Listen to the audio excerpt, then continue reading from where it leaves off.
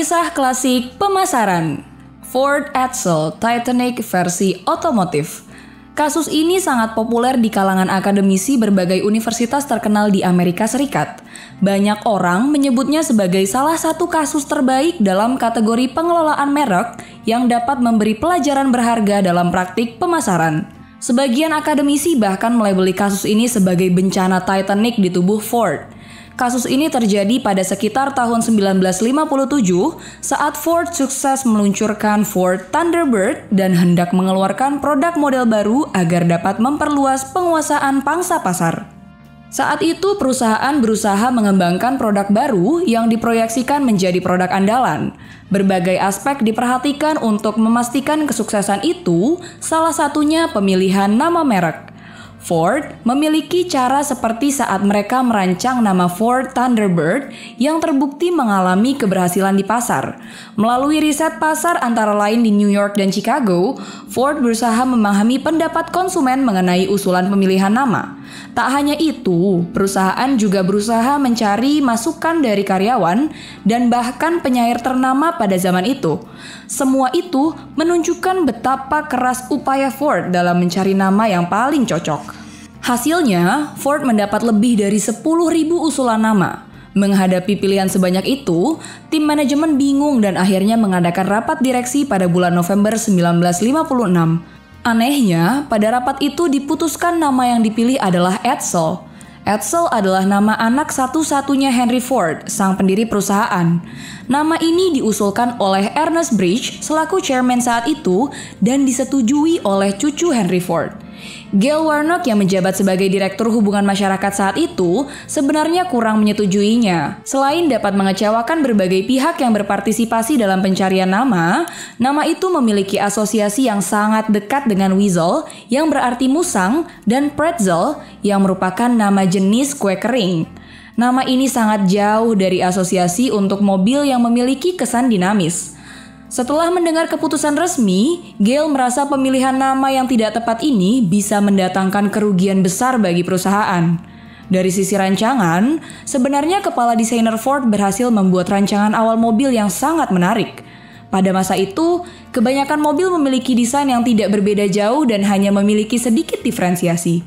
Rancangan yang sedang dikembangkan ini sangat berbeda dengan rancangan berbagai mobil yang ada di pasaran dan dianggap akan menarik perhatian banyak orang. Namun ketika bagian produksi melihat rancangan ini, mereka beranggapan ongkos pengerjaan akan membengkak karena bentuk dan bahan yang tidak biasa dipergunakan. Beberapa waktu sebelum tanggal peluncuran, Ford mulai kampanye pemasaran Edsel. Mereka berusaha memanfaatkan hubungan erat dengan berbagai media terkenal seperti majalah Time dan Life dengan memuat artikel pembahasan khusus mengenai mobil baru ini. Edsel disebut-sebut sebagai terobosan besar yang telah melalui perancangan matang selama lebih dari 1 dekade. Dalam berbagai media promosi, Ford menjanjikan konsumen pasti belum pernah melihat produk serupa Edsel di pasaran. Terlihat sekali Ford sangat ambisius meraih kesuksesan dengan Edsel.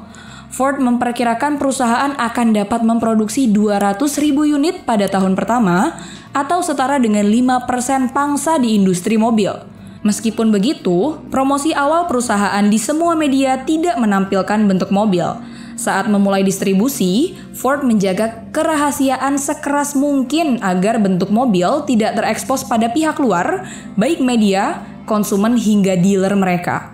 Mereka diharuskan menjaga sebisa mungkin agar mobil tidak terlihat sama sekali. Bila rahasia ini bocor, dealer diancam akan dikenai denda atau bahkan kehilangan hak waralaba perusahaan. Promosi dan tindakan Ford itu mengundang rasa penasaran banyak pihak. Beberapa minggu sebelum peluncuran, semua showroom Ford mengalami kenaikan pengunjung secara signifikan. Saat ditanya, kebanyakan di antara mereka mengatakan mencoba peruntungan untuk melihat sekilas desain mobil terbaru dari Ford.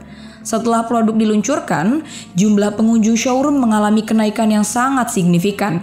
Tercatat hampir 3 juta pengunjung yang hendak melihat Edsel. Sayangnya, kebanyakan pengunjung tidak memberikan respon yang baik. Meskipun mengakui fitur yang dibilang terbilang canggih, para pengunjung mengatakan desain mobil terlihat cukup aneh dan tidak sesuai dengan selera konsumen saat itu. Buruknya respon ini juga tercermin dari rendahnya tingkat penjualan Ford Edsel. Pada tahun pertama, produk ini hanya terjual sebanyak 64.000 unit dan terus mengalami penurunan pada tahun-tahun berikutnya. Ford berusaha memperbaiki desain model, tapi hal itu tidak berpengaruh signifikan pada tingkat penjualan produk. Sampai akhirnya, Ford memutuskan untuk menghentikan produksi dan pemasaran model ini pada bulan November 1959. Beberapa pengamat menyatakan penamaan produk ini memang membawa pengaruh negatif terhadap brand. Selain itu, terdapat kesalahan desain. Saat itu mayoritas konsumen menyukai mobil yang memiliki buntut. Sedangkan, tim manajemen justru tidak merancang mobil dengan bagian belakang seperti itu. Mobil ini dianggap tidak mewakili visi masyarakat mengenai konsep mobil pada saat itu. Ditambah lagi, banyak konsumen menganggap harganya terlalu mahal. Padahal saat itu konsumen mulai beralih ke mobil yang lebih kecil dan juga efisien. Ketidakcocokan antara kemauan konsumen dan penawaran Ford menjadi penyebab tidak berhasilnya produk ini di pasar. Hal ini juga searah dengan perubahan situasi lingkungan makro pada saat itu. Sebagaimana banyak diketahui, industri otomotif Amerika Serikat sedang mencapai puncak kejayaan pada pertengahan tahun 1950-an. Sayangnya, mulai akhir tahun 1957 atau pada tanggal peluncuran Ford Edsel, industri otomotif memasuki masa resesi. Pada tahun 1958, hampir semua jenis merek dan juga kendaraan mengalami penurunan penjualan dengan penurunan terbesar mencapai 50%. Kondisi inilah yang semakin mempersulit upaya Ford memperbaiki kinerja pemasaran untuk produk model Edsel.